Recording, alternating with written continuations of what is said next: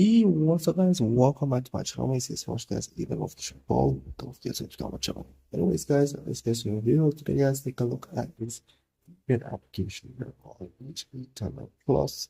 So without further ado, let's go ahead and look how the application looks. As you can see here. So without further ado, let's go ahead and open this application. As you can see, this is pretty much the home screen of the application, nothing hard for me to understand. So over here, the three lines, you have the payload. Over there, you have identification, pretty much when you're exporting confirmation files. And so forth, you have the settings option here. You can tweak as you like. You have dark mode as well. You can enable those features and so forth. That option there, this can change it to based on PD2 such 2.0, 2.0, and that's pretty much it. So this is pretty much the home screen.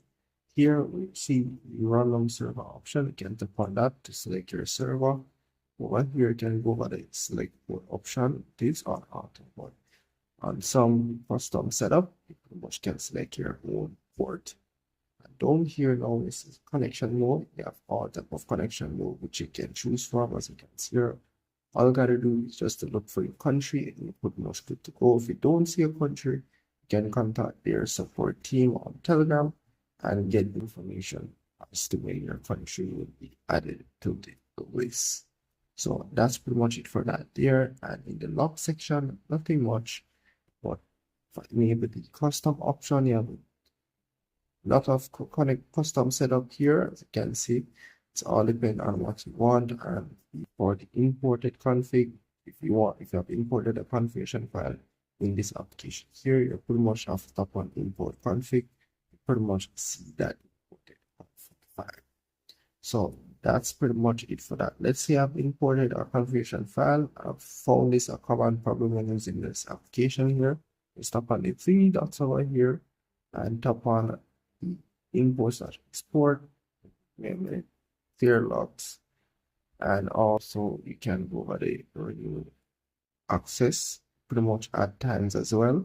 So once I've connected to the VPN, you pretty much will need to add time. So let me show you quick. So I'm gonna select one of these random servers. So I'm gonna select and try to scrolling for hours to find I'm trying to connect one of these servers so you guys can see what I'm talking about. Remember, you have to look for your country for it to work. It's not connected now, meaning it doesn't support your country. So this one here is connected now. Let me just give it some time to connect.